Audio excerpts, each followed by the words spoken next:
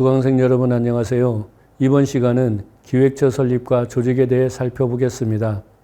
기획기구의 역사적 기원을 주장하는 사람은 그 기원을 식민지 시기까지 거슬러 올라가 설명하는 것이 대부분입니다.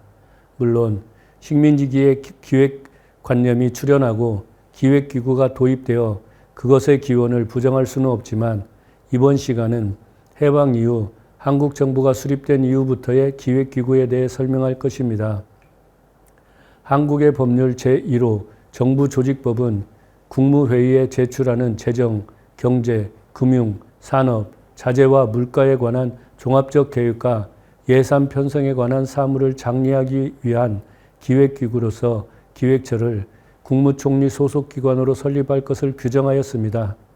이와 같이 기획기구로서 기획처를 정부 수립 초기부터 설립한 가장 중요한 이유는 정부 경제에 대한 적극적인 개입을 인정하는 분위기가 정치, 사회적으로 널리 확산되었기 때문이었습니다.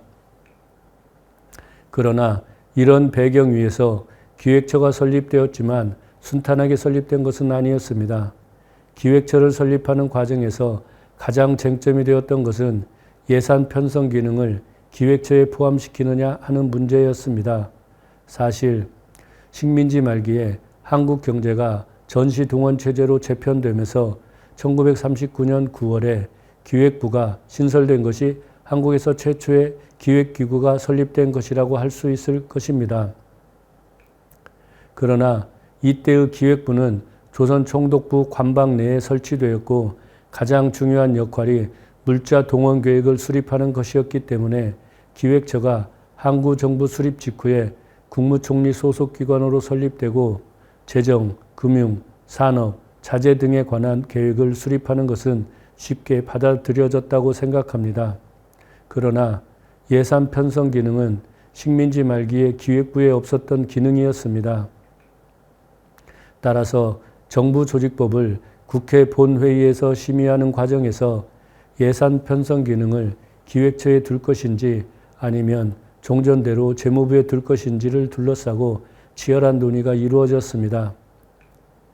정부조직법을 기초한 전문위원들은 국민경제의 관점에서 경제계획을 수립하는 기획기능이 기획처에 있는 상황에서는 이렇게 수립된 경제계획이 정부 부처 사이에서 조정되고 집행이 원활히 이루어지기 위해서 그것을 뒷받침해 줄 수 있는 예산 편성 기능 역시 기획처에 있어야 한다고 생각했던 것입니다. 그러나 이런 원안에 대해 수정안을 제출한 일부 국회의원들은 세입을 여전히 재무부가 관장하고 있는 상황에서 예산 편성 업무를 기획처가 담당하게 되면 여러 문제가 발생된다고 우려하였습니다. 우선 세입에 근거하지 않고 예산을 편성하기 때문에 재정 적자와 그에 따른 인플레이션이 악화될 것이라고 주장하였습니다. 게다가 다른 행정부서보다 지위가 낮은 차관급에 해당하는 기획처가 예산 편성 기능을 가질 경우 예산을 더 많이 배정받기 위한 정부 각 부처의 예산 쟁탈전이 발생할 가능성이 높다고 주장하였습니다. 당시 경제 상황을 고려할 때 어느 편의 주장이 옳다고 할 수 있는 것은 아니었습니다. 예산 편성 기능을 기획처에 두어야 한다고 주장하는 측이 경제계획에 따른 경제 부흥을 강조했다면 그것을 재무부에 두어야 한다고 주장한 측은 경제 안정을 우선적으로 달성해야 한다는 것을 강조한 것이었습니다. 따라서 국회에서 정부조직법이 심의되는 과정에서 이 두 의견은 팽팽히 맞서 결국 표결에 붙여졌으나 예산 편성 기능과 결산 심사 기능을 관장하는 예산국을 기획처에 두는 원안이 채택되었습니다. 이것은 식민지 말기의 기획기구와 비교해 볼 때 커다란 변화라고 할 수 있는 것입니다. 이 표는 1948년 11월에 제정된 기획처 직제와 1950년 3월에 제정된 기획처 직제를 비교 정리한 것입니다. 1948년에 제정된 기획처 직제에 따르면 기획처는 비서실, 예산국, 경제계획국, 물동계획국, 물가계획국과 같이 일실 4국 체제로 조직되었습니다. 이 각각의 국에는 적게는 3개, 많게는 5개 과가 설치되어 기능별로 구분된 업무를 관장하고 있었습니다.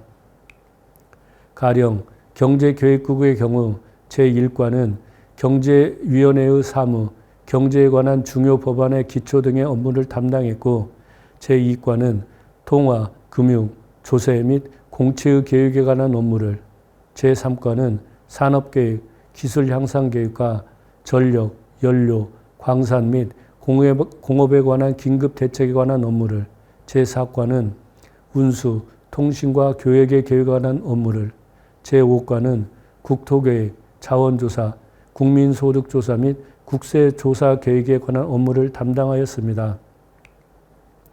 이와 같이 각 과는 각자 담당하는 업무가 구분되었던 것입니다. 지난 강의에서도 잠깐 설명했듯이 기획처 처장과 차장은 정부 수립 직후인 1948년 8월에 임명되었지만 기획처 직제는 1948년 11월에 제정되었고 그에 따라 기획처 직원이 임명된 것은 그 이후의 일이어서 기획처는 1949년 초부터 본격적으로 활동을 시작했다고 할 수 있습니다. 1949년 중반에 물론 물동 5개년 계획과 산업부흥 5개년 계획이 발표된 것은 그 성과였던 것입니다. 그러나 표에서 확인할 수 있듯이 1950년 3월에 기획처 직제가 새롭게 제정되었고 조직에서도 커다란 변화가 확인되고 있습니다. 가령 물동계획국과 물가계획국에서 1계과가 폐지되고 비서실이 폐지되었다는 점도 큰 변화이지만 그것보다 더 중요한 것은 경제계획국은 남아있는 채 경제계획국에 설치된 5개의 과가 전부 폐지되었다는 점입니다. 이것은 사실상 재정, 금융, 산업 및 경제에 관한 종합계획을 수립하는 기획처의 기획 기능을 폐기하는 것과 같은 의미라고 할 수 있을 것입니다. 특히 이런 새로운 직제가 한국전쟁 이전에 제정되었다는 점에서 더욱 주목된다고 생각합니다. 한국전쟁 중이라면 전제민의 구제와 구호를 위한 당장의 긴급한 물자를 조달하는 것이 중요하기 때문이라고 이해할 수 있는데 전쟁 이전에 이런 일이 발생했다는 점에서 그 이유가 궁금해집니다. 1948년 8월에 수립된 한국 정부는 경제 부흥 계획을 추진할 재원이 부족하여 미국이 제공하는 원조에 의존해야 하는 상황에 처해 있었습니다. 이런 현실은 한국 정부가 경제 계획을 수립하고 추진하는데 두 가지 점에서 커다란 제약 요인으로 작용하였습니다. 무엇보다도 중요한 것은 정부 정책의 우선순위에서 경제 안정이 경제 부흥보다 더 중요하게 고려되었기 때문입니다. 미국 정부는 원조를 제공하는 전제 조건으로 경제 안정을 먼저 달성할 것을 요구하였습니다. 그런데 1949년에 한국 경제에서는 경제 안정이 달성되지 못하고 인플레이션이 빠르게 진행되고 있었습니다. 이에 이승만 정부는 1949년 후반부터 경제 안정 달성을 위한 대책을 준비하기 시작했고 이 과정에서 주한 원조기구 실무진과 만나 대책을 논의했습니다. 이와 같은 한미 간의 정책 협의는 1950년 1월 26일에 한미경제안정위원회의 설치로 제도화되었고 여기서 협의된 대책은 경제안정 15원칙으로 결정되어 1950년 2월 23일에 국무회의를 통과해서 1950년 3월 4일에 발표되었습니다. 경제안정 15원칙의 전문에는 당면한 경제적 현실에 비추어 금융경제정책은 무엇보다도 인플레 현상의 조급한 극복에 중점을 두어 재정의 균형, 금융의 건전 및 생산 증강을 기하여 경제안정 15원칙을 결정하여 강력히 추진한다고 되어 있습니다. 통화, 재정, 금융, 유통질서, 생산, 무역, 임금 등 4개 분야로 구성된 경제안정 15원칙은 8개 원칙을 포함한 통화, 재정, 금융 분야가 가장 중요하였습니다.